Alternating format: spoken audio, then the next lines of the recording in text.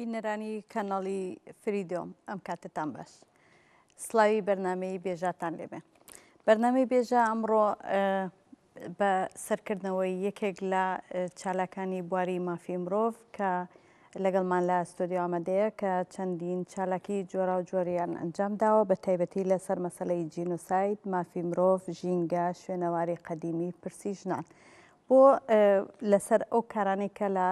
هەندەران کراوە با بزانین ئەو کارانە چین و چۆن ئەنجام درراوە و هەروەها ئەو تێبینیانەی کە هەن لەسەریان چییە و دەیانەوێ پەیامیان چی بێت تا چەند هاوکار بن بۆ چارەسەر لە بارودۆخی هەرێمی کوردستان یاخودە و کەسانەی کە کار و چالاکی جۆرا جۆر ئەنجام دەدەن لە کوردستاندا وەکو پەڵپشتێک. بۆ گفتوگۆ لەسەر ئەو تەوەرانە و لەسەر ئەو کارانەی کە لێرە ئەنجام درراوە میوانێکی عزیز لەگەڵمان لە ئەستۆدیۆ ئامادەیە ئەویش بەڕێز قادر نادر کە چالاکی بواری مافی مرۆڤە بەخێربێکە قادر. زۆر سپاس نەجی بەخێن. زۆر خۆشحاڵ بووین بۆ ئامادەبوونێت لەگەڵمان لە بەرنامەکەدا. ئێمەش هەروە. سپاس دەکەین. کە قادر پێشەوەی بچینە سەر کار و چالاکیەکان بە پرسیارێک دەستی پێ بکەین ئایا زۆر جار کە بەڕێزیشت بۆ خۆت زۆر جار ڕەخنە لە دەسەڵات دەگری لەوەی کە تاکو ئێستا نەیانتوانیوە کەیسی ئەنفال وەکو جینۆساید بە جددی کاری لەسەر بکەن و بە دیکۆمنت بکرێ و هەروەها لۆبیەکی لەسەر دروست بکرێ. ئایا بەڕێزت کە بۆ خۆت لە ڕابردوودا وەکو بەشی مێژوت تەواو کردووە تا چەند هەوڵت داوە ئەو کارانەی کە ئەنجام دراوە کردوتانە بتوانن هەمووی دیکۆمنت بکرن و لەبەردەستا بێ بۆی بتوانی کاری لەسەر بکەیت؟ زۆر سپاس بۆ ئێوە کە یەکەم بەرنامە لەگەر فریدۆم بۆ تۆ کە ئەو دۆسیە دەجوڵێنی بەڕاستی ڕەوەندی کوردی لە هەندەران ڕەوەندێکی گرینگە بەسەرکردنەوە و ڕەخنە لێگرتن و هەڵسەنگاندنی زوو پێویستە. بەنسبەت پرسیارەکەت من بۆ خۆم لەو شتانە ینی هەست پێ دەکەم نەکەر ئەنفال هەموو کار و چالاکی لە هەر شوێنێک بم هەوڵمدا هەندێک شت کۆ بکەمەوە بەس هەندێک شت لە قودرەتی ئینساندا نییە بنمونە. مەسەرەن تۆ هەژنۆدە ماڵپەڕ هەبووە من بەرپرسی ڕاگەیانی چاک بوومەوە خۆ دەزانی بەڵام کە تۆ واز لێدەنی دەبێت وەکو ئەمانەتەشی ئەخلاقی تەسلیمیان بکەیەوە. ئیتر ئەوانەی دەمینێنەوە ئەوانە بەرپرسیارەتی مێژویانە دەستدەین بەداخەوە بەشی زۆری ئەو تاریخە لە دەرەنجامی ئەوەی کە ئەرشیف نەکرایە ینی بەشی ئەرشیفمان هەبوو ئەرشیفیان نەکردیان ئەوەتە ماڵپەڕەکان مراندراینە لە ئەنجامی هەژنۆ ماڵپەڕ هەبووە لە ئەنجامی ئەوەی کە زۆر جار ماڵپەڕەکانی کەوەکو هەموو ماڵپەڕە کوردیەکان کە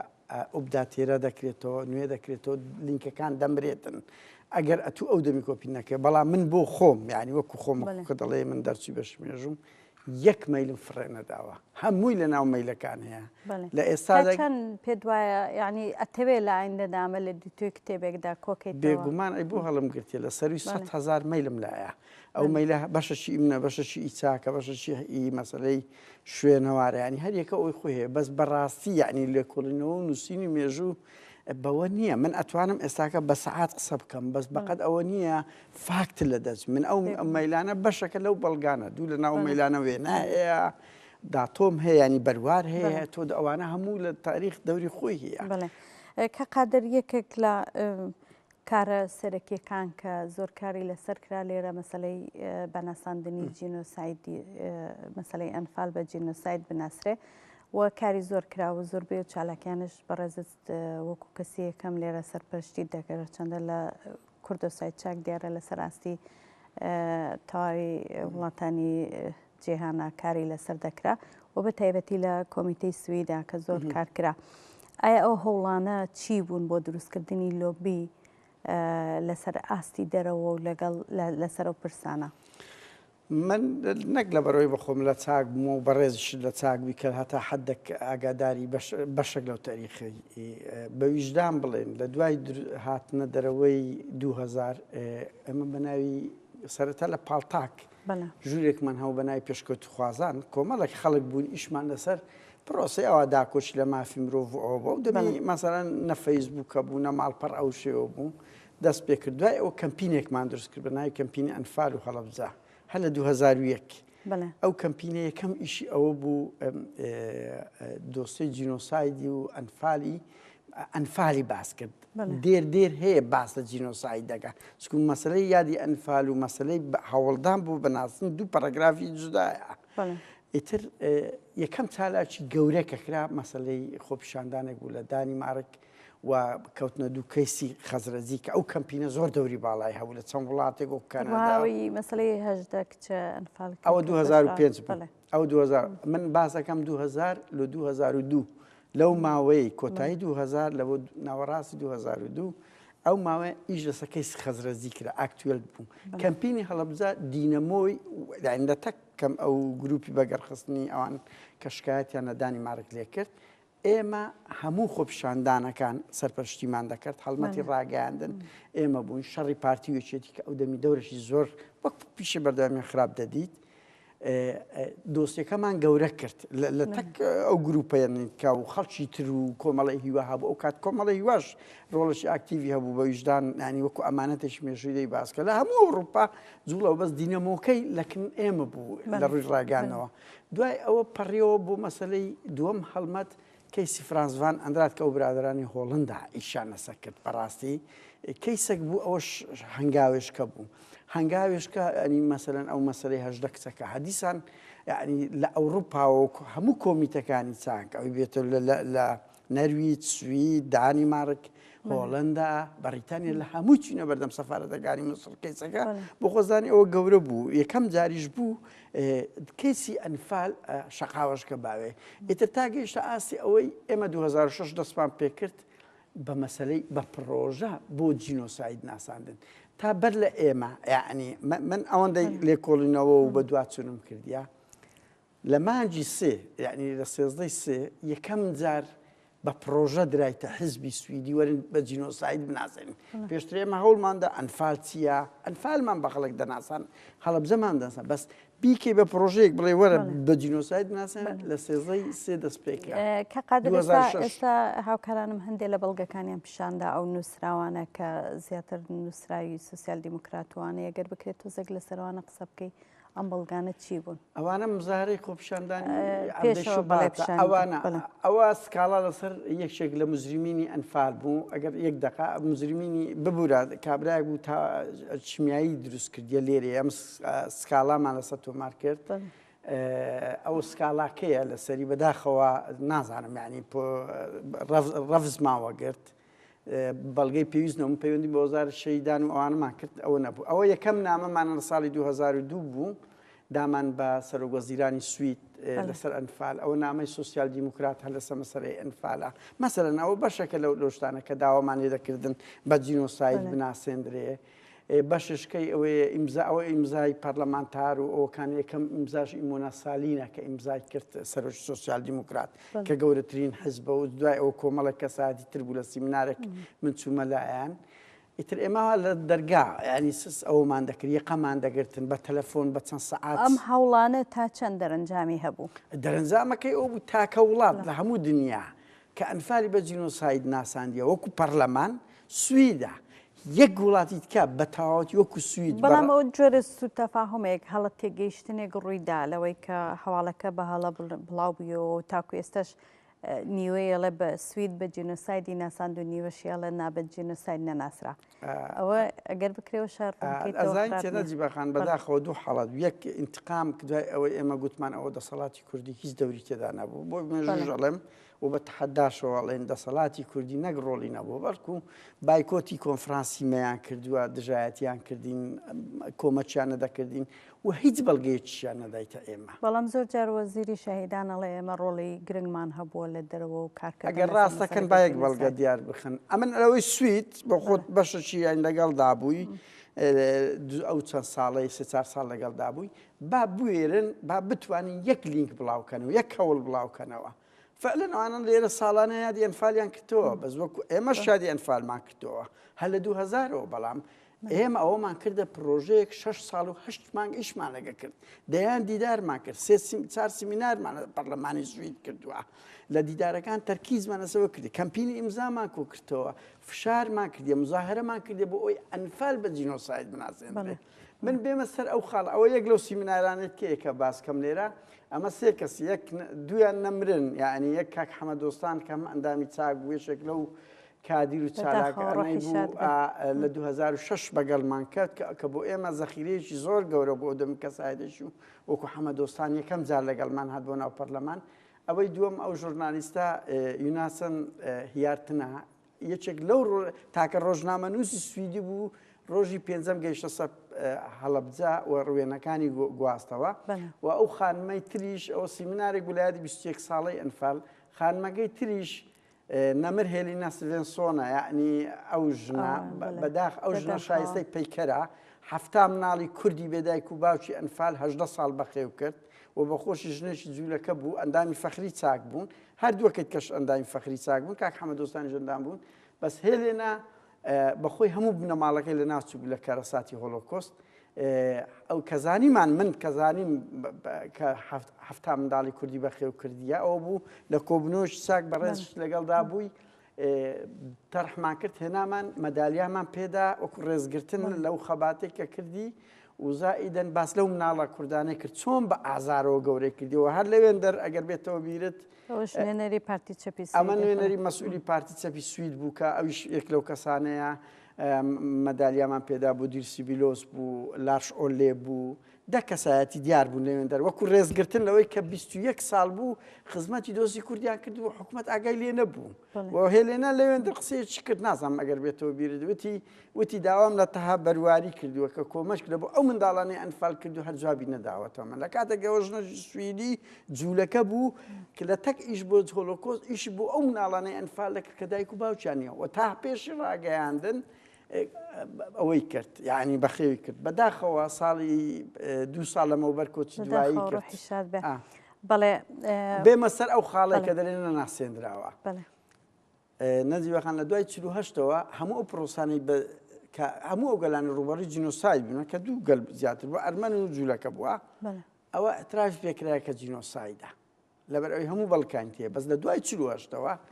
بڕیار لە نەتەوەی گرتوەکان زۆربەی وڵاتەکان واژویان کردیە کە چیتر پەرلەمانەکان بڕیار نەدەن لەسەر ناساندن ئەوە ئیشی ڕێکخراوە جینۆسایدەکانە ئەوە ئیشی دادگایش تایبەت بە جینۆسایدە هەر لەبەر هەندێک کەسی ڕواندا بەڵام لە پەرلەمانە قسەی لەسەر کرا و دەنگیشی لەسەر درا من ئەستا بەسەرعی ئەگەر ئەو خاڵە ڕوونکەمەوە ئەمە خاڵێک سوید 52 ئیمزای ئەو واژۆی کردیا بەڵام سوید چۆن ئەترافی بەوەی کرد سوید چۆن ئەترافی هەموو ئەنەوە دەستکەوتێکی زۆر گەورەی هەر هەشت پارتی سیاسی سویدی دەکا بە خۆی دەنجی گشتی ئیمزایان لەسەر ئەو پەرەگرافە کردیەوە پەرەگرافەکە لە ناو پەرلەمانی سویدە دەڵێ ئێمە بە پێی راپۆرتی ڕێکخراوی نێودەوڵەتیەکان بە پێی راپۆرتی ڕێکخراوی جینۆساید بۆ پێی بڕیاری دادگا کە پێی وایە ئەنفال جینۆسایدە کەواتە ئێمەش پێمان وایە ئەنفال جینۆسایدە بەڵام پەرلەمانی سوید ناتوانێت ئەوەی بۆ ئەرمەن کردی لە بن 48 بێت لە بۆ هیچ کەیسە شکە بکات بەڵام یەکشتی تریشی ورەوەی لەبەرەوەی کە حکوومەتی عراقی خۆی دانی پێداناوە کە ئەمە جینۆسایدە وتیان لە ژێر ڕۆشنایی ئەوە ئێمەش ئاخرنا لەم راپۆرتی ڕێکخراوی میدڵ ئیسووچ ڕێکخراوی جینۆسایدی جیهانی و دادگای عێراق وتیان لە ژێر ڕۆشنایی ئەو سێ خاڵەکە پێیان جینۆسایدە ئێمەش وەکو لیژنەی دەرەوەی پەرلەمانی سوید پێمان وایە جینۆسایدە بەڵام چیتر ئەو مافە بە پەرلەمان نادرێ بڕیار دەچکو تاوانی گەلکوژی هەیە تاوانی جەنگ هەیە و تاوانی جینۆساید هەر یەکە سیمای تایبەتی خۆی هەیە پەرلەمانتار نازانێت ئەو ئەبێت دادگایکی تایبەت و کۆی بۆ بۆست نەدانرا بۆ ڕواندا لێکۆڵنەوە دەکرێت هەرسێکی تاوانی گەورەیە بەڵام ئەوە ئیشی پەرلەمان نمایە بۆیە ناسێنراوە لە سوید ببوورە دوایین جملە لە سوید لەوە زیاتر تێناپەڕێتن کە قادر منیستم شتێکی تر بیری خەمەوەی شەو بوو لە هەر لەو سیمینارە و کۆنفرانسە و سوکە کۆنفرانسێک کرا کۆمەڵی خەڵک خەڵات کراوە بەشێک لەو نووسەرە سویدیانە و نووسەرێکیش لە لەندەنەوە هاتبوو کە کتێبی لەسەر مەسەلەی ئەنفال و وەکو جێنۆساید لەسەری نووسی بوو ئایا ئەمانە تا چەند وەکو کۆمنت کۆکراونەتەوە یاخود لە شوێنێکا بپارێزرێن و ئیشی لەسەر بکەن پێدوانیە ئەمە دەتوانێت خزمەتی گەورەی پرۆسی ئەنفال بکە ئەو سیمینارە هەر سەعاتێک و 20 دقەی لای من هەیە ئەو سوپاسی نەورۆستێڤێژ دەکەم براوڕیانی نەورۆستێڤێ خۆی کۆن دان بە من و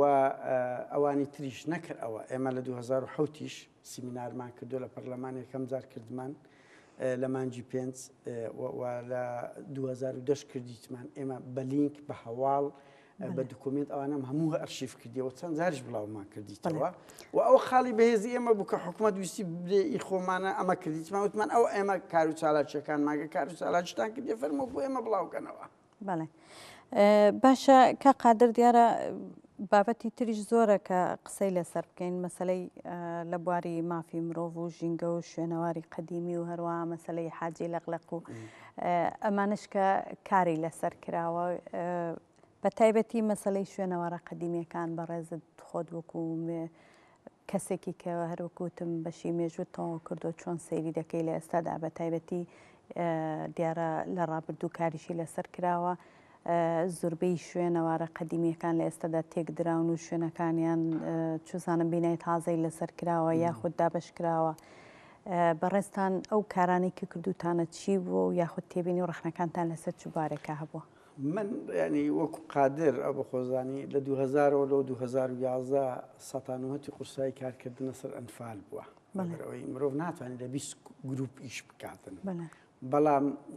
کاتێک لە ساڵی 2009 زانیمان هەولێر 4-5 گەڕەکی هەیە کە گەڕەکی کەلتوری ئەوانەی تەمەنیان لە 200 ساڵ زیاترە پێی دەگوترێ گەڕەکی کەلتوری خەباڵێکم خوێندەوە کە بڕیار وایە تەخت بکرێتە ئەهرامی بەرز کام لەو گەڕەکانە تەعزی لە خانەقا بوو عەرەبان بوو سەعد و ناوە بوو ئەو چەند گەڕەکە بوو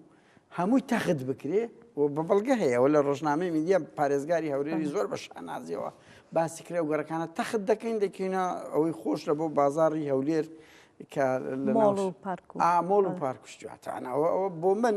ئیشی من نەبوو یان بەڕاستی ئیشی منە بەزە من لە تاریخ دەرچیمە کەتیمە ناو ئەنفال و بۆ خۆت دەزانی کەتیمە جینۆساید و مەسەڵەی جینۆسایدش بەشێکە لە تاریخ ئاخر ئەزانم بەزیانی مەزە ئیشیمە لێکۆڵینەوە لەسەر بواری مێژوویە بەڵام تێ ئاڵاینە بە خۆزان ئینسانیش ناتوانرێت لە هەموو بوارێک شارەزا و قورسایی بخاسەر ئیتراستم پێکرە و خیانەتەشی زۆر گەورەیە دیار لە سلێمانیش پێشووتر کرا مامۆستا عەبدوڕەقیب یوسوفان یعنی ئەوە نەک لە هەولێر لە هەموو کوردستان هەموو گەڕەکەکان هەموو شوێنە کەلتوریەکان زاریوە ماڵی شاعیرێکە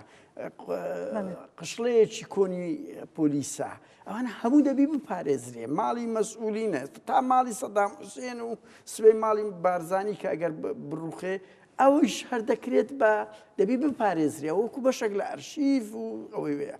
ئەڵێ 4 گەڕێک تەخت دەکەن بۆیە لەگەڵ چەند برادێک 3-4 برادەر بووین دەستمان بە کەمپینە کرد کە نابی ئەو گەڕەکانە تەخت بکرێ پارێزگاری هەولێر لە ڕقی ئێمە هەستە 36 ماڵیش تەخت کرد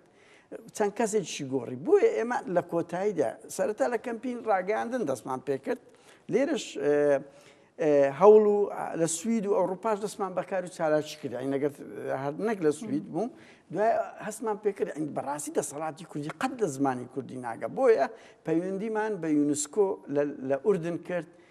بە زمانی ئوردنیش عەرەبیش باش ئەوە بۆیە پەیوەندیمان بە یونسکۆی فەڕەنسا کرد ئەوان هاتنە سەخەت و بڕیاریان داوتیان حکوومەت بۆ نییە دەست لە یەک گەر لەو گەڕەکانە بدا توانیمان هەر چاگەڕاک ئینقاز بکەین یان ڕزگار بکەین لە فەوتان بەڵێ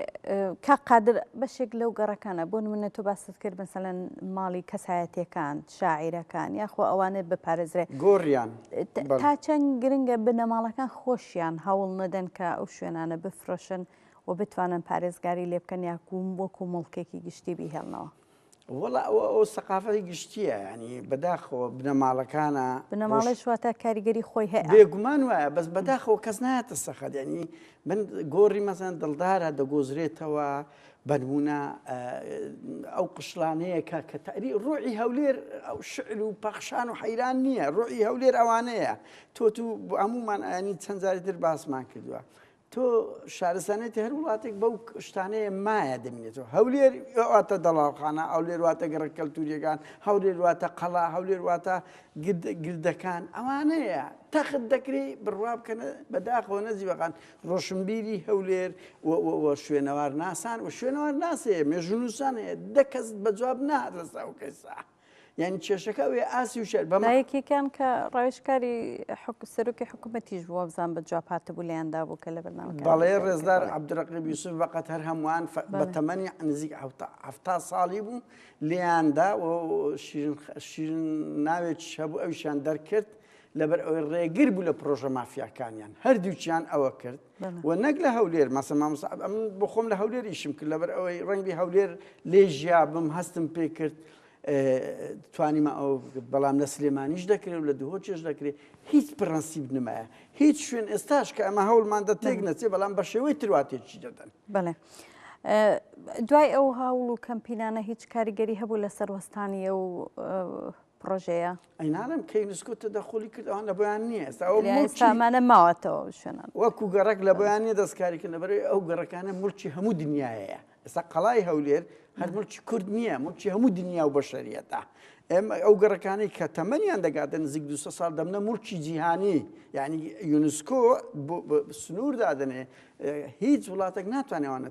تێک بداتن ئەگەر ئەوە کەش بەبزانم لە سوید 100 ساڵە 100 ساڵە 200 نییە گەڕەکی کەلتوری خۆی مەرز نییە دەکریان دەشتەوەکو گوتم گۆڕی کەسێکی شاعیر ماڵی شاعیرێک ڕەنگی 10 ساڵە مردیە بەس دەوی بتا شوێنێکی کەلتوری لە بۆ نەوەکانی داهاتوو بهێل دەرێ کورد ئەو شاعیرەی هەبووە ئەو وەختی خۆی قشلا کە دەرێن پۆلیسخانە ئەوە بووە ماسەلەن بازاری هەولێر ئەوە بووە بەڵام بەداخەوە بیرەوەری کوژن ئەوانە ینی ببوورە نەزیبەخە ئەو بڵێم یعنی زانتیە کە دەڵی کەلتور ئێستا مەسەن ئەمن دەستمەوە هەولێر کە دەبینم دەڵاخانە نەمایە کە دەبینم هەموو ئەو شتانەی کە 30 ساڵ لێ هەولێر ژیاوم نماوە بیرەوەریەکانیشیان کوشتیە یعنی بیرەوەری خەڵکیش دەکوژن شتێک دروست دەکرێت لەو شوێنەی بیرەوەری تێیە بەڵام خەڵک دەتوانێت ڕێگری بکە ئەگەر بیێرە خەڵک دەتوانێت سیستەمیش بگۆڕیت زۆر باشە کە قادرێکێک لە شتەکانی تر هەر لە بواری ژینگە مەسەلەی حاجی لەقلق یەکێک بوو لە پرسەکانی کە کارتان لەسەر کرد هەم لە درەوە هەم لە ناوخۆ ئەمە گەیشت بەچی وەڵی من لە زۆر بواران ئیشمان کردی لە کەمپین لە دژی مەسەلەن یادکردنەوەی خومینی ئەم پەیکەری حاجی لەقلق زیاتر بەس مەسەلەن لە ژینگەش یعنی تو پەرتە بووی حاجی لەقلقی هەولێر من بەس بە مقدمەیەکی سەری ئەبرێم تەمەنی 80 ساڵ ببنەچەوە لە ئەفریقیا هەموو ساڵانە هاتبوونە وێندەر ڕەمزێکی هەولێرە هاتوو بڵێ هەولێر هەموو خەڵکە داهاتە هەولێرێک لەوە شوێنانێکە دەیدیت حاجی لەقلق بوو سەیری دەکرد لە منداڵیەوە هەموو بۆیە چەندین چیرۆک نووسین شعری لەسەر هەیە لە ئازی با پەشێ و شعرێکی دوور و درێژی دەدەقەیی لەسەری هەیە ئیتر ئێمە هەوڵماندا پەیکەرێکی لۆ بکەین زۆربەی شتەکانمان کرد یعنی کۆمەڵک هونەرمەند هاتنە پێش پەیکەریاندانا یەکێک ئامادە بوو پارەکەی دابنێ یعنی کۆمەڵک گروپی هاوڕێ خڕبوونەوە لە کوردستان کە سەرپەرشتی بکەن بەداخەوە پارێزگاری هەولێر هەستا لە ڕقی ئێمە لەبەر ئەوی کێشەیەکی شەخسی لەگەر یەکێک لەو دەوڵەمەندانەی قاوە سەرمایەدارانەی هەولێرە بوو ئیمزاشیان کرد یعنی جێگیری پارێزگار شوێن ئەمە تر سانتیمەترمان لەو هەولێرە گەورە و گرانە دەویست بۆی پەیکەرێک لێوێن دەردروست کرد پارێزگاری هەولێر دەرەنجامی منانی شخصی خۆی لەگەر ئەو دەوڵەمەندە ڕێگری کرد وتی نابی دابدرێ لەوێندەر وتی بڕۆن لە شوێنش کە دابگرن ئەتو پەیکەر دادرێن لەو شوێنەی کە دیرۆر کرایە هەستە دوو فەرخ ئازی لەقلقی هێنا گوتی ئەمن ئەوەی لێرە بەخێو دەکەم پێویست ناکە لە ڕقی ئێمە بەڵام ئێمە بەردەوامن ئەو ساڵش بۆچی لە ڕقیەوە چۆنە زین کە لە ڕقیەوە بوو لەبەر ئەو ڕێگری کرد لەبەرەوەی ئێمە خەڵکانیش ڕخنەی لێ دەگرین لە کاتێکدا ئەو ئەگە پارێزگار بێ ئەو تازە بووە لە کێکی ڕەش بنی چوانی ئەو پارێزگار نەوزات هادی کە ڕێگری کردی لە دروستکردنی پەیکەرێک کە ڕەمزێکی ئەو شارەیە یعنی بۆنەوەکانی داهاتوش تازە ئەو شتە ئەو پەیکەر هە دروست دەبی بەس ئەو ڕێگری کرد لەبەر ئەوەی ئێمە خەڵکانێک بوون ڕخنەمان لێ گرتیا بەڵام هەر دروست دەکرێت تازە ئەوە بۆ بەشێک لە خەباتی خەڵکی هەولێر و ژینگە دۆستی ئێمە هەوڵماندا یعنی وەکو وەفا وەکو ئەوی کە ئاژەڵیش قوربانی شەڕی ناوە خۆیە ئاژەڵیش مافی ژیانی هەیە ئەو کەونەی هەیە هەری ئینسان نییە ئەو کەونە ئاژەڵیشە بە تایبەتی ئەو ئاژەڵانەی کە خزمەتێکی مرۆڤایەتیان کردیە. بەڵێ هەروەها لە بواری مافی مرۆڤ و پرسی ژنانەوەوانە زۆر جار کار و چالاکی جۆراجۆرتان کردو. وەڵی ئەگەر بە هەڵە تێم نەگەی ڕۆژی وا بە لە یەک ڕۆژی تەلەفۆن و ئەمنستی کردێ تەلەفۆنمان لە یونسکۆ کردیە تەلەفۆنیشمان لە پەرلەمانی سوید کردی ئێوارەکەش دابەزینە سەر ڕەخنە لە پارتی وێچێتی یعنی کێشەکەی مە وایە بەداخەوە خەڵک کەم لە بواری بن بۆ خۆم هاتمە ئەوروپا لەگە چەند هاوڕێکی کەم تەرکیزمان زیاتر لە ناوەندی سویدەکان کرد و بەداخەوە دەسەڵاتی کوردی بە زمانی کوردی تێناگە زۆر جار ئەبێ ئەڵ لە ناوەندا جیهانیەکانی لێبەگەڕ ڕێخی تاوەکو بتوانی ئەو دەسەڵاتە جێ لێ ڕابگری چکە ئەوەندەی لە وەرەقەیەک بە زمانی ئینگلیزی دەترسێ ئەوەندە لە ئیمزا و یاداشت و ئەوەی ناکرێت بۆیە هیچ باوی خەباتی جەماوریش ئەگەر گەس بکە خەڵک تااقەتی نما ڕۆڵی ئەمەنیستی و چزانەوە ڕێکخراوانی ترکە بەردەوام لە من لە دوای کەیسی کەمالی سید قادر کەیسی کەمالی سید قادر 2005 بوو کەتمە دوای لەگەڵ ئەمنستی تەنسیخم کرد سەرەتا لە سوید دوای ئەوە پەڕیمەوە مناسم پێکە دەمدا بە سوید ئەنگۆ تەحویلی لەندەن دەکەوتم بە عەرەبی بەخۆم دەتوانم بە عەرەبی قسەیان لەگەڵ بکەم لە 2005 تاوەکو ئێستان پەیوەندیم لەگەڵ ڕێکخراوی ئەمنستی هەیە بە بەردەوامی سیقەیەک دروست بووە بەدەیان دۆسیەمان جوڵاندیە بەدەیان نەکرد لە بەرامبەر دژی دەسەڵاتی پارتیوێچێتی دژی داگیرکەری تو چەشمە بردومانی کوردستانی کردیە کە قادر باسی دژی دەسەڵاتی کوردیت کرد تۆ لەگەڵەوەی کارەکانت زۆر لە چوارچێوەیەکی دڵسۆزانەیە بۆ ئەو پرسە گشتیانەی کە باسمان کرد لێرەدا جا تایبەتیە خۆت گشتیە بەڵام زۆر جارۆک و کەسایەتێکی تونند و تیش ناسراوی لە هەمان کاتیشە تۆ لەسەر پرسی مافی مرۆڤی شەکەی پێتوانی ئەمە لەگەڵ پرەنسیبەکانی مافی مرۆڤ ناگونجێ ئەمە هەموو شتانێک کردیتمان لە دەرەوەی چوارچێوی خەباتی دیموکراسی مەدەنی ئەوروپی نەبووە بەڵام کاتێک کە دەسەڵاتێک مەسەڵەن تۆ لێرە بە سیمینارێک بە خۆپیشاندانەگەچی سەجادا دەڵێ بەستە تیرۆر واز ناهێنن دوو جار دەیکەی یاداش دەدەی حزبی سویدی بەگردێخی نایکە مەجبوری کە هاتە ئێرە دەتیەقەی دەگری تەماتەی لێدەی فیکەی لێدەی شکایەتی لێ دەکەی هەوڵ دەدەی کە تێبگا ئەگەر لە خەبە بڵێ وەڵای دوو ڕۆژە دەسەڵ ئەو مەسئولانەی باشوور پارتی وێچێتی نەجی بەخان تا کەرامەتی کەسێتیان لە ئەوروپا نەشێ ئەوانە هەست بەوە ناکەن لە پرۆتستۆی جەماوەری تێناگەن بنمونێنی 3 مانگ 4 مانگ مامۆستایان فەقیرانە شەو ڕۆژ خەباتیان کرد تەقەی سەریان هات وەکو دەرێن سەرۆکی حکوومەت گۆدوی جارشکە و ئەوەی بەچاوی خۆتان نابینن ئەو موچە نازارەتان بەدەستکەوی لە کاتێکدەوە مافی خۆیانە ماندی دەبن بۆیە ئێمە ئەزمونمان هەیە تاوەکوت کەمێک توندتیژێکی لە چوارچێوەی خەباتی دیموکراسی چکو لێرە ئەمە نەچوینە دەچینە سەبارەگای حکوومەتی هەرێم 4 جار بەڵام جارێک دەرگامان نەشکاندووە جارێک شەقێکمان لە یەکەچیان نەداوە بەڵام ئەچینە سە بارگاکانیان هەموو بە شێوەیەکی خەباتێکی هێمنانە ئێمە داهێنانمان کردو لە خەباتی جەماوەری و ترسمان گەیاندوتە ئەو مەسئولانە مەسەڵەن مەسئولی کورد تا ڕەخنە لە خۆی نەگیرێ تا بەخۆی ئیهانە نەکرێ هەتەس بێنێ بێ دەسەڵاتی کوردی و پارتی وێژێتی واجێ لێ نییە ئێمە مەسەڵەن ئەوە تونند و تیژی نییە ئێمە دەچینە ناو هۆڵی پەرلەمانی ئەوروپا لە مەسعود بارزانی ڕسمی شەی سەردەش سۆران و ئەوانە بەرز دەکەینەوە لە بەرامبەری ئەمە تونڕەوی نییە و لە هەموو دنیا هەیە بەڵێ کە قادر باسی ئەمنستیت کردیارە حتمما ئەمنستی ئینتەرناشناڵیش بۆ خۆی بێئاگا نییە لەم شتانەی کە دەگوزارێ بە تایبەتی لەسەر کەسی ڕۆژنامەنووسان و پرسی مافی مرۆڤ و مافەکانی ژنان کە مەسەن دەبینی بە ڕۆژانە ئامارەکان لەسەروە مەسلەی تونند و تیژی کوشتنی ژنان و هەروەها مەسلەی فڕاندن و کوشتن و تیرۆرکردنی ڕۆژنامەنووسان کەمە تاڕادەیەک بۆتە دیاردەیەک ئەمانە تا چەند ئێوە کە کارتان لەسەر و کەیسانە کردو و پەیوەندیتان بە ئەمنستی ئینتەرناشناڵەوە کردو ئەوان توانیویانە ڕۆڵیان هەبێ لەسەر بە دەرگای گەیاندن یاخود پێداگری لەسەر و مافانێک کە گرنگە ینی داکۆکی لە مافەکانیان بکرێ یاخودە و کەسانە بە سزای خۆیان بگەێنرێ ئەوەندەی من ئیشم لەگەڵ ئەمنستی بەداخۆیانی ئەمە ناتوە هەموو هێنێکی ئەمنستی باسکەم لێرە بەڵام ئەمنستی ڕێکخراوە زۆربیان خۆبەخشن و بەڕاستی کادیریان نییە لە کوردستان و لە باشوور مەگەر خەڵک کاریان بکە بۆیە ئەمنستیەکو خەتی گشتی دەزانی بەڵام ئەگە خەڵک ئاگاداریان نکاتەوە ئەوان ئاگادار نین چکو ناوەندێک مەکتەبێکیان نییە لە کوردستان ئێمە وەکو بەڵام خۆ هەواڵەکان دەبینێن بەردەوام راپۆرتیان هەیە لەسەر ئەزانی ئەگەر سیر بکەی نەزی بەخان کەمترین کوردی ڕەخنەگرانی دەسەڵات دەنگە ئازادی خوازەکان تا ئێستا مینبەرێکی تێڤێمان نییە بە ئینگلیزی تا ئێستا مینبەرێک جەریدەیەکی بە ئینگلیزیمان نییە. یعنی ئەمە زۆر جار لێرە پەرلەمانتاری سویدی ئەوەیە دەڵێن دەچێ ڕوودا و دەکەینەوە لەبەر ئەوەی بەشی ئینگلیزی هەیە تەخجێ لەو ڕایگرن. مشکلە ئەوەی ئەوانەی کە ڕەخنەگری دەسەڵاتین بە زمانی بیانی مەسەڵ ماڵپەڕێکی بەهێزمان نییە، تێڤەیەکمان نییە، جەریدەیەکمان نییە لە کوردیەکان بوو. ئەوە ئێمە بووین دەبووینە ئەو ئەڵقەسی خوڕێکی مافی مرۆڤایەتیمان دەکرد ڕۆژانە ئەو پێشێلکاریە مەترسیانەی پارتی وێچێتیە تا ئێستاش بەردەوام دەگەینە ئەمنستی. کە قادر ئێوە ئەو کەیسانەی کە کارتان لەسەر کردووە ئەو بەیان نامەوانە ئێوە خۆتان کە ڕخنەتان هەیە لەوەی تاکو ئێستا میدیایەک نییە کە بە زمانی بیانی وەری بگێڕێ یاخود بیگەێنێت و بۆی ئەوانیش لەو ڕێگەیەوە ئاگاداری هەواڵەکان من هەرچەندە پێم وایە بەشێکی زۆری خەڵکی خۆیان هەیە لە ناوخۆوە جگەلەوە سەیری هەواڵەکان دەکەن بەڵام ئێوە تاچان هەوڵتان داوە کارە چالاکیەکانتان لەو چوارچێوەیە تەسکە دەربچێت و بیخەنە ئاستێکی فراوانتر بۆی کاریگەری هەبێت. ئەمە بۆ خۆ دەزانی لەو سەردەمەی باشووری کوردستان کە تۆ بێ بەخۆ بەخش لەسەر جیفانی خۆت بە شەو نخۆنی خۆت دوای کارکردن کەس کۆمەکت نەکات نەکە لە هەرێم معنی لە سویدیش کەمان بەڵام لەگەڵ ئەوەش ماڵپەڕێکمان دروست کرد 2 ساڵە بەشی ئینگلیزیمان لێ کردوتەوە ینی بە خۆشحاڵیەوە ئێستاکە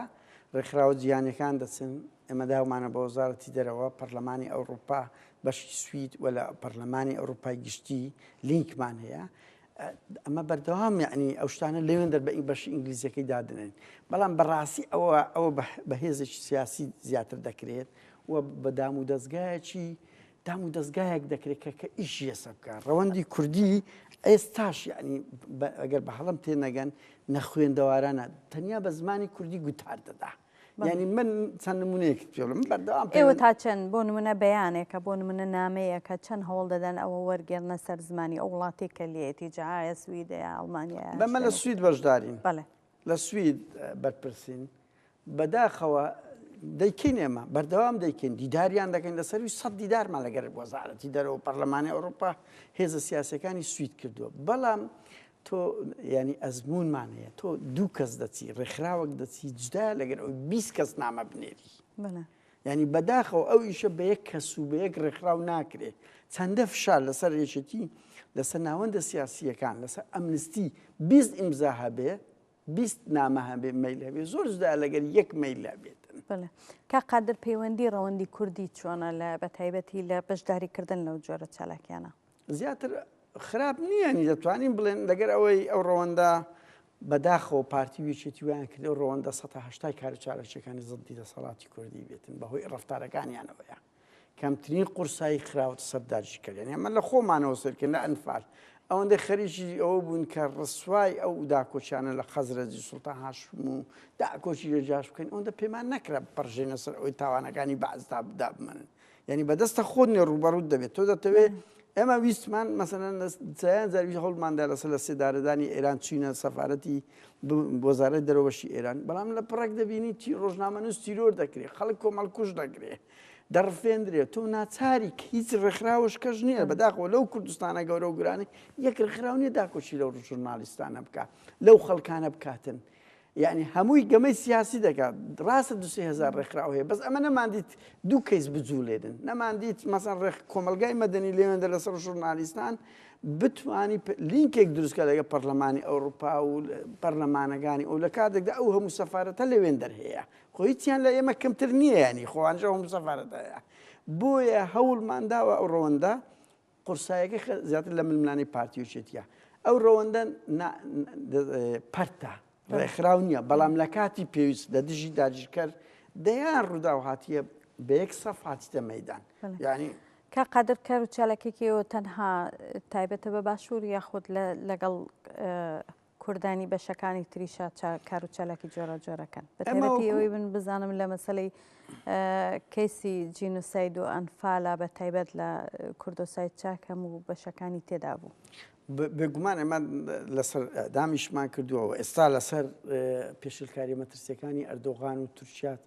لینکمان ینی پەیوەندی 3 مانگ جارێک لەگە وەزارەتی دەرەوە بەش تورکیادا دەنیشین لەگە ئێرانە سەر ئەدام ئیشمان کردو بەڵام قورسایی سەرشیمە لەسەر باشوورە و ئێمە لە سویدین یعنی ئیشمانە سەر هەموو کەسە کردێت لە چاک چاردە کۆمیتە بوو بەڵام کۆمیتەی ڕۆژ ئاواش دروست کرا کۆمیتەی باکوور دروست کرا و کۆمیتەی ڕۆژهەڵات چەند ساڵ بوو هەبوو یعنی وە خۆشبەختانە ڕێکخراوەکی زۆر کوردستانی ئاکتیڤ بوو کە توانی یەکەم ڕێکخراو بێ خۆبەخش مەدانی و توانی بستە ناوەندی هەموو ڕێکخراوە جیهانیەکان ینی لینک لەگەر یوئێنی هەبوو لینچی لەگە پەرلەمانی ئەوروپا هەبوو لینچی لەگەر پەرلەمانی وڵاتەکان هەبوو لەگەر ڕێکخراوە جینۆسایدەکان وەکو هۆڵۆکۆست و ئەوانە دروست کرد و کوردی هەر چار پارچەی تێکەڵ بوو بە خۆت لەناو بوو ینی یەک کوردی ڕۆژهەڵات بوو یەک کوردی فەیلی بوو یەک کوردی ئەوە بوو توانی بمان ببینە ئەو سنتەرەی کە ڕێکخراوەکی کوردی سەرتاسەری بیتن. بڵێ کە قەدر لە ئێستادا کاری ئێوە چییە یاخود دەتانەوێت چ پرۆژێکی تازتان بەدەستەوە کە کاری لەسەر بکەن یان لایەنی کەم ئەو شتانە کە کارتان لەسەر کردو چی لەکەن بەنیازن هەر ئاوا لای خۆتان بیپارێزن یاخود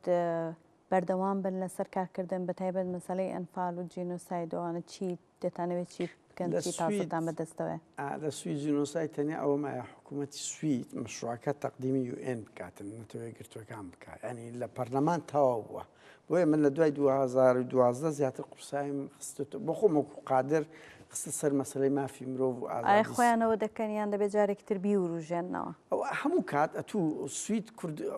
کورد نییە تۆ دەبێت زەخت بکەیت فشار بکەیت ڕێکخراو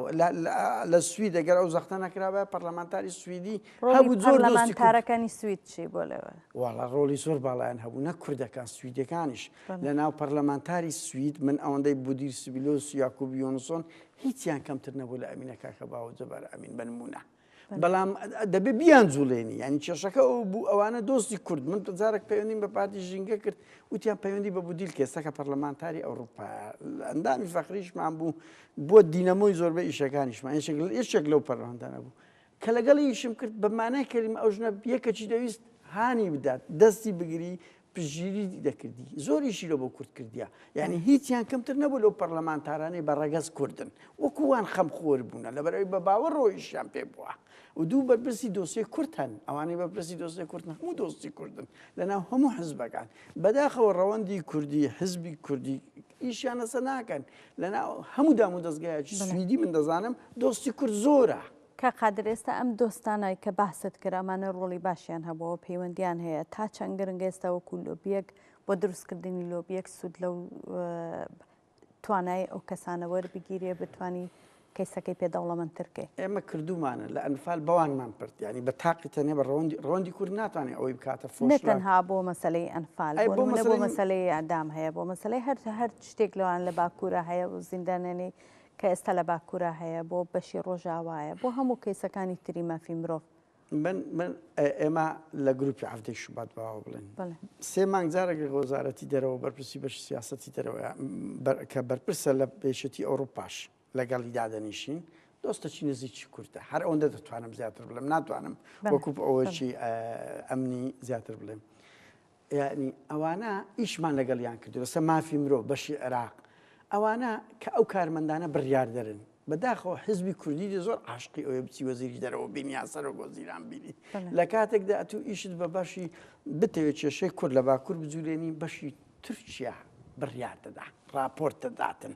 وەزیری دەرەوە داوا لەو دەکە راپۆرتی بەس ئێمە عەزیان لە دیکۆر و شکلیە ئێمە بالعکس شێوەی ئیشکردمان بۆش سەرکەوتوو بووە چێ بەرپرسی ئەو دۆسیانەیە دەچی لەگەڵیان ئەو لۆبیەمان دروست کردیە نەکەر هەیە ئێستا ئەمە ئەو گوتمان لە ئەنفال دروستمان کرد لە مافی مرۆڤ دروستمان کردیا لە داکۆچی لە کێشەی کورد دروستمان کردووە لە هەردووتەوە لە ناو حزبە سویدەکان لە ناو وەزارەتی دەرەوە و تا ئاسی ئەوەی نەجیبەخان ئێمە پەڕینەوە چوینە پەرلەمانی ئەوروپا کە نووسنگیان هەیە لێرە دوایین کارمان ئێستا پرۆژەی زۆر گەورەمان لە دەستا مەشروعێکمان تەقدیم کردووە کە لە پەرلەمانی بە هاوبەشی ڕێکخراوی ئەو پرۆژەیە چییە؟ یعنی گروپی عەفتەی شوبات لەگە پەرلەمانی ئەوروپا لە سوید بەڵێ سیمینارێک لەسەر مافی مرۆڤ لە کوردستان بکاتن هەر چار پارچەی ئەسەر ڕەوشی باکوور چییە هەدەپە بانکەین ڕەوشی ڕۆژئاوا چیە ڕێزەر ساڵح موسلیم بانکەین بەرپرسی ماشین دوایە لە باشوورە ڕێگەتان پێدەدرێ و کارە بکەن ئێمە لە سوید دەکەین لە سوید دەکەین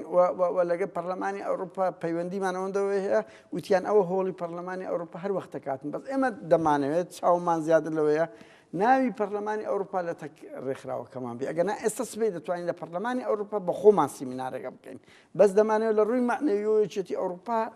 لەگەڵ گروپی هەفتەی شوبات پێکەوە بیکاتن کارتان لەسەر پرۆژەکە کردو یاخود بە مەشروع تەقدیممان کردووە ئێستا لەبەر دەستی بەرپرسە دوو هەفتەیە هەر دەنێنە من چاوەڕێ بکەت وەڵام دەدەنەوێ ئەم پرۆژەیەکی کوردستانی بێن بەڵێ بەڵێ ئێمە ڕاستە لەسەر باشوور ئیش دەکەین بەڵام خەمی ئازاری ئەمە دەرەقەت بێن خەمی ئازاری هەموو مرۆڤەکی ئازادی خواست هەردەگرین بەڵام لەوەی زیاتر دەرەقەت ناین ینی بەس بۆ باکوور بۆ ڕۆژئاوا و بۆ ڕۆژهەڵات هەموو لە چاچش ئەگە سیرکەی کارمان لەسەر ئەدام کردووە کارمان لەسەر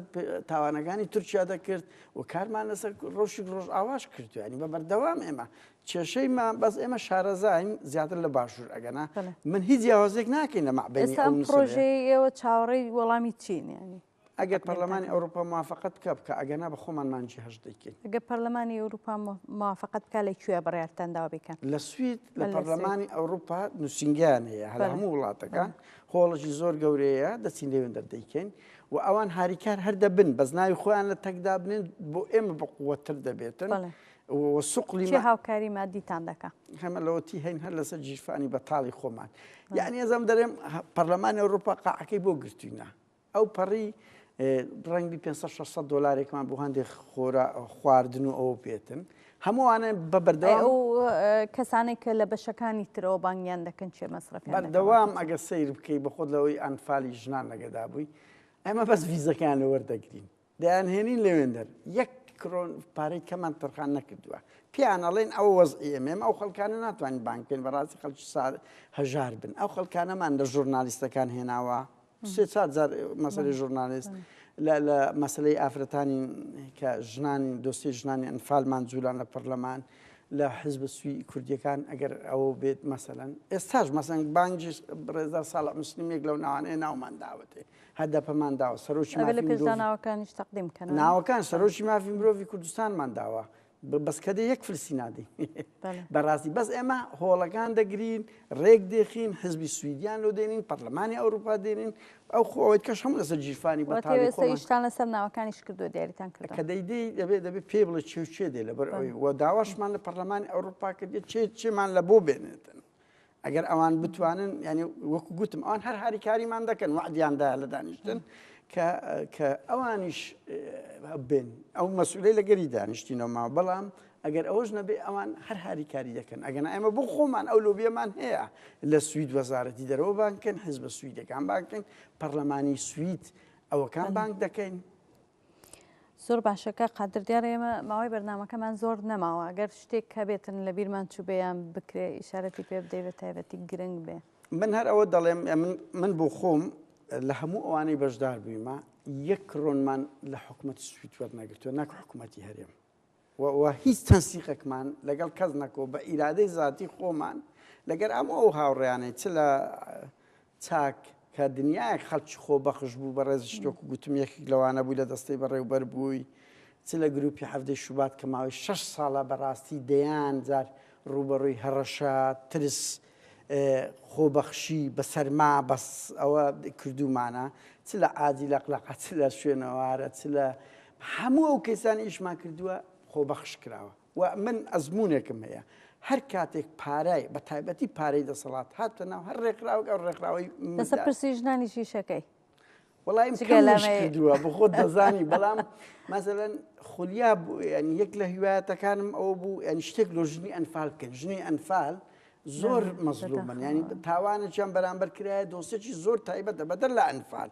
ژنەکان ینی ئێستا کۆمەڵە خەڵکیان بوو ئەگەر بێت ژنانی ئێزیدی چیتان کرد هیچ شکارێکتان کرد بۆوانیان نەدەکرد ئێمە بوو هیچ شوێن نییە ئەگەر لەگەرە مورکەوە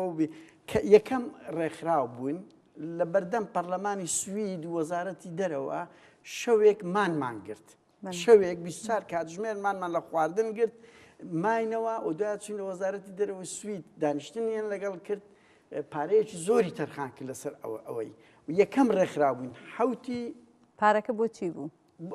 نازانم داوامە لە سوید کرد تۆسەکە بجوولێنی کۆمەچی ئەو ئاوارانە بکە هەمیان کرد ئەوە زیدەکان بەڵێ بڵێ بەس یعنی یەکەم ڕێکخراو بووین چوونە سەجادە نووسینە بۆیان یعنی نەک لە بەرەوەی تاوانەکە ئەوەندە گەورە بوو هەموو 6 کەس بووین 24 کاتژمێر چوون نووسین کە ئەوە لە باشوور ینی لە باکووریەکان نەجیبەخان ئەو شتانە زۆر سادەیە. هەتا من جارێک چوومە لایەن پێم گوت وەڵە دەمانێت مام بگرین بە کوردانی باکوور بارەگایەکیان هەبوو لێرە گوت چەند ڕۆژ دەگەن وتم یەک ڕۆژ هەر یعنی زۆر گاڵتەی پێ. ڕاستەکەی ئەوان هێشتا ئەو هەستە نیشتیمان پەروەریان زیاترە؟ ئەوان لە تەجروبەی هەشتاکانی ئێمە لە هەشتاکان ئەو ڕۆحیەتە ناو ئێمە شەب ئەو ڕۆحیەتە ئیرادە و ئەوە بەداخەوە پارتیویەتی ئەو ڕۆحیەتیان کوش بەس ئێمە لە ئەوروپا ئەو ڕۆحیەتەمان تێدا هەیە. بەڵام مەسەن لە بۆ دانانەوەی بارزانیش ئێمە 24 کاتژمێر لە سەرگرستۆری خێمەمان هەڵدا و شەو ماینەوە و یعنی ئێمە زۆر کار و چالاکی ئەو شتانەمان کردووە کە کەس زاد ناکە دەستیرۆ بە چوینە سەبارەگەی پارتە سیاسەکان دەچین مەسەن ڕسمی بارزانیمان لێداوە کیم ئیل سۆنگ و سەرۆکی کۆریای باکوورە بەڵام دەرگامان نەشکاندیە خەباتەشی مەدەنیمان کردێ بۆیە پارتیۆ جدیش ناتوانن ئەوروپا هیچ شکایەتێکمان لێ بکەن. ئێمە شکایەتمان لێ کردوون یعنی من لێرەوە بڵێم بوار هەبووە شکایەتمان لە نیوەی بەرپرسانی سیاسی کردیاوانێک کە خاوەنجنسی سویدین و ئێستاش بێنەوە ڕەنگی لە کۆڵنام کرد بەڵام بە دزی دێنەوەیان ئێمە ئاگادار نین ئەگەنا ئێمە سکاڵای یاساییشمان لەسەر ئەو بەرپرسانە تۆمار کردووە.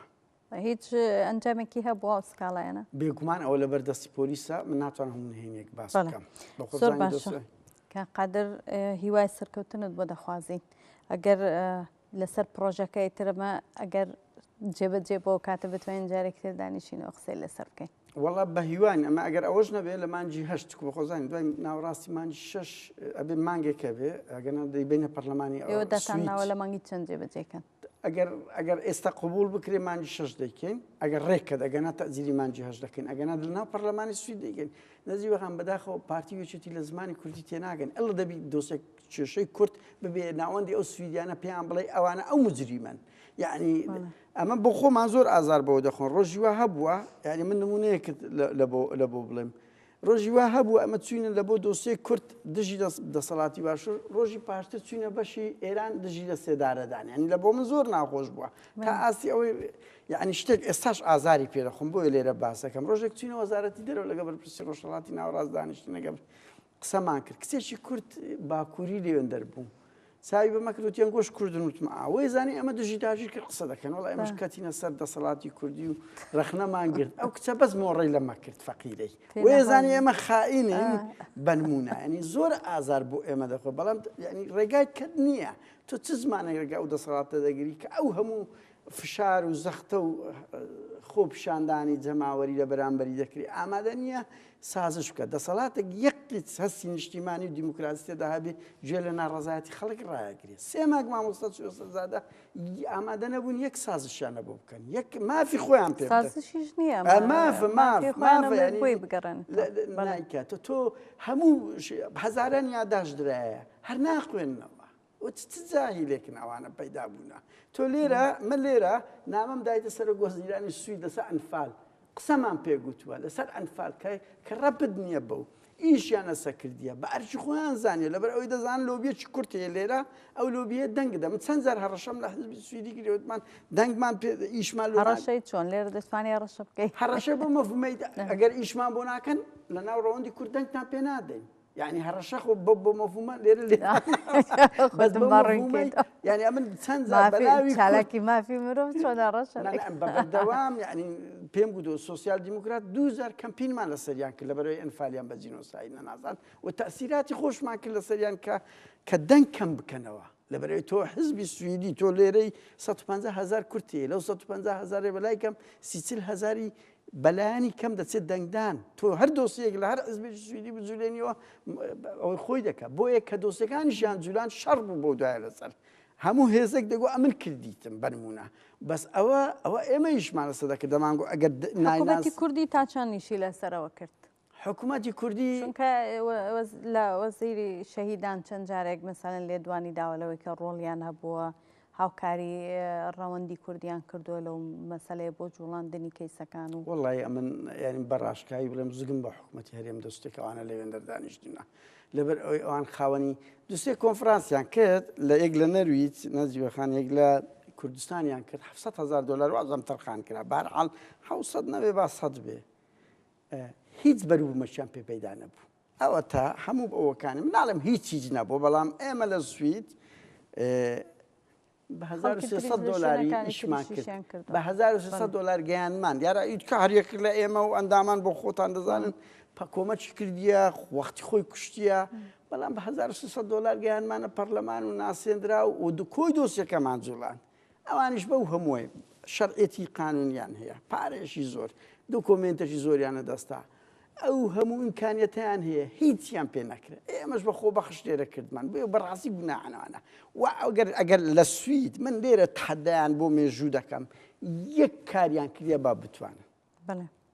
ئێمە بە بێتوانەوە یەک قەوز بڵێن بەزەوە مەسەڵەن ئێمە چەند جارە کادیرەکانی وانمان بانک کردیە بەس ئێمە بڕیارماندایە و کۆنتڕازی ژنان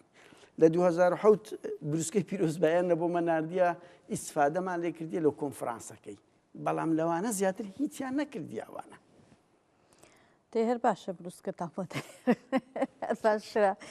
باشەکە قادر زۆر سپاس بۆ ئامادەبوونت و هیوای سەرکەوتنت بۆ دەخوازیین لە کارەکانت و بەردەوامی لە کارە دڵسۆزیەکانت جارێکتر بەخێر بێ بۆ بەردەوامەکەمان و خۆشحاڵ بووین زۆر سپاس بۆ تەلەڤیزیۆنی فریدۆم بۆ هەڵدانەوەی ئەو لاپەڕانەوە بە هیوام ڕەوەندی کوردی ینی خەباتی دیبلۆماسی لەگەر ناوەندە سیاسەکان